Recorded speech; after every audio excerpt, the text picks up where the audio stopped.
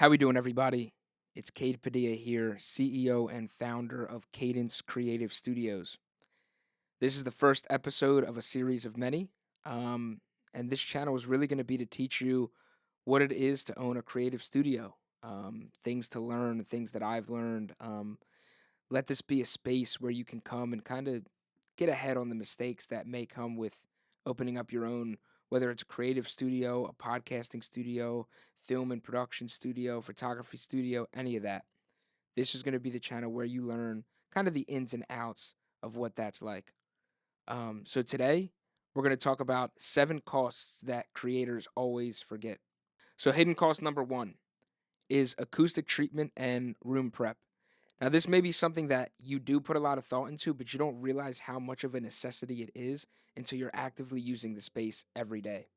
Everyone budgets for gear, but almost no one budgets for the room and the treatment that needs to go in the room. You could have a $2,000 mic. You could have a Neumann TLM 103, which is a really good $1,300 mic. But if you don't have the proper acoustic treatment in the room to help you out with that sound in post production, it's really going to make your life harder and make you spend more time trying to correct things that the acoustic treatment would already correct. You can go on some really good sites like Acoustic Mac is a really good budget site, as well as there's a couple other ones that I will link in the description. Now, hidden cost number two. It may seem small, but the price adds up really quick, and that's cables, mounts, and power. All the cables that plug into these microphones go on Sweetwater, and these cables could be $30 to $50 a piece. It's something that a lot of people don't think about, but it's a cost that adds up very quickly.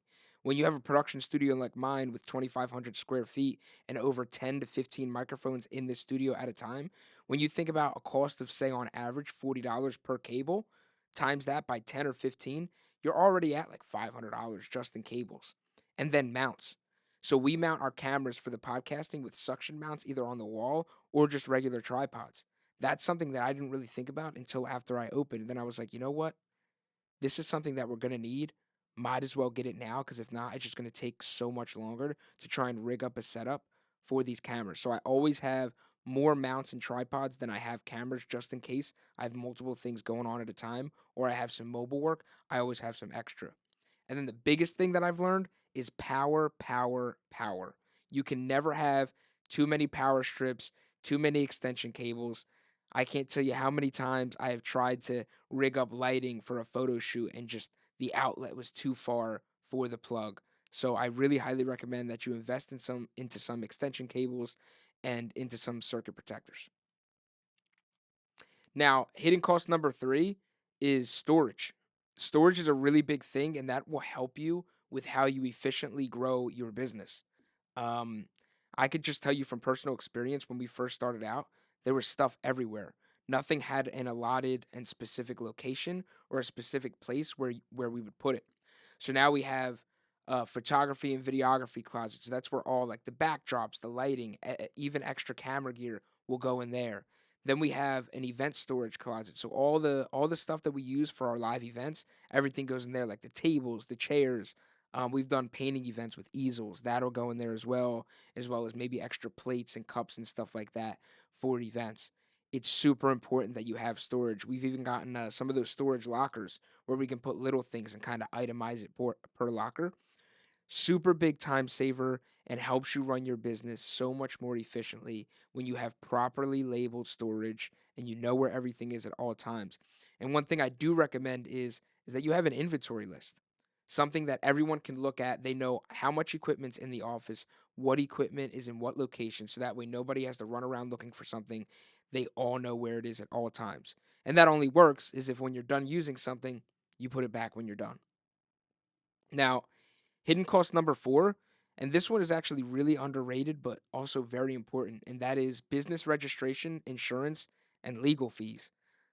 Something that I didn't even get until I was probably about halfway into the business. So about 6 months in, was when I finally got business insurance. This is just really important. In case someone gets hurt or anything happens, you're always covered. It's not that expensive. I pay about $94 a month for my insurance.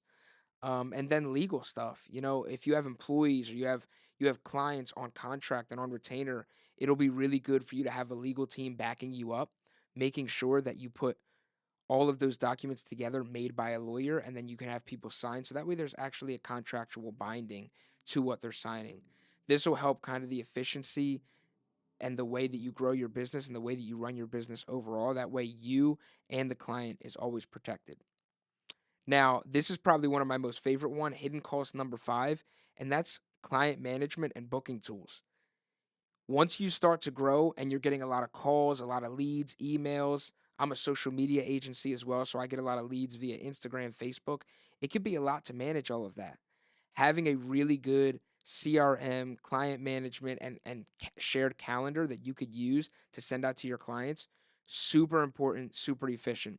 Right now, we run everything off of Google Calendar, and that works really, really well for us. We just send everybody that, and they pick a time that they want to come in that's open on the Google Calendar. As well as we also have a custom CRM built for us by a company called ThriveEst. Super great company. They build custom AI powered CRM systems for smaller based businesses. So that's really good for us. We get all of our leads in there. Basically, the entire brain of our operation runs through them. So I'll put a link to their website as well in the description. Now, hidden cost number 6, marketing and content. One of the things that I regret not doing when I first opened up is putting aside a budget for marketing. Marketing can be one of those things that's easily looked over, but it's one of the most vital things that you need to grow your business. Nothing can really happen without perfectly executed marketing. And that could be making tailored content for meta ads and then hiring a company to set up the meta ads for you and then paying them a monthly retainer fee to manage them for you. I could tell you just from experience, we were growing pretty well on our own, just from organic content because that's where the real gold mine is. But it really helped to grow the organic content after we started doing meta ads. And some of my biggest clients have actually come from Google ads pay per click. So that's something you'll want to look into too. Maybe you do $10 a day, 30 days in a month, 31 days in a month. It's like $300 a month that you spend on that. That could be a really good tool for you as well to drive traffic, not only to your business, but also to your website. And then one thing that I want to mention while we're on this category that probably won't be mentioned later on in the video, but I really want to make sure I get this across is Google reviews. Every time you have a client and every time you're done a session, have them write you a Google review. Even if you got to give them maybe a 5 or 10% off discount for their first time and they write you a Google review, that's going to be really, really important to not only grow your brand, but also grow your reputation.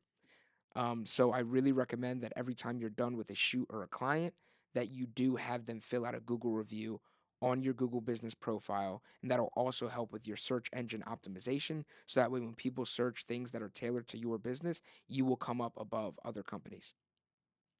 And then last but not least, hidden cost number 7, and that is time and burnout. It is very, very easy, especially being a young entrepreneur, opening your own business, especially in the music industry, to get burnt out and lose track of time, not prioritize your sleep or your mental health or your self-care. I really, really encourage you guys that if you're going to start a business and if you're going to get into this, that you do kind of set aside time or even get supplements to make sure you take care of not only your mental health, but also your physical health, because you are only as good as you are when you're healthy. And a lot of times when you get into business, the things that determine you are how hard you can push when you don't feel like doing it. But it makes it much easier when you do take that extra step to kind of take care of yourself, to really make sure that you're putting the proper things in your body, giving your body the proper fuel. I'm not saying you're going to get 8 hours of sleep as an entrepreneur because I don't even do that. On a good night, I might get 6. But when I get up in the morning, I might have my superfood greens. I might have take my fish oil pills and my essential minerals and my vitamin C to help with sickness and getting sick and all that stuff. So I really recommend you guys do that, and also try and hold yourself accountable. Make a separate calendar just for you where you put in reminders to maybe take a little bit of a break, take a mental break, take some time to hang out with friends and family. When you start a business, it will be your life. It will be your baby, and it will be the thing that consumes about 98% of your time. But in that other 2%, make sure in that other 2% that you're doing the proper things to help not only your business grow, but also your mental grow, because that can also be very important.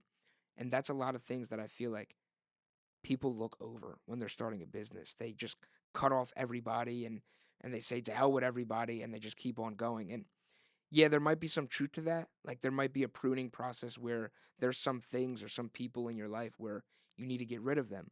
But the truth is that if you don't take time to at least have some mental interaction, maybe it's once a week or twice a week with friends or family, it's going to make the process much harder. So thank you guys for watching. These are the 7 hidden costs to look out for when you're opening up your own creative studio. Stay tuned for next week when we talk about more about owning a business in the music industry. This is Cade, CEO and founder of Cadence Creative Studios. Look forward to seeing you in the next one.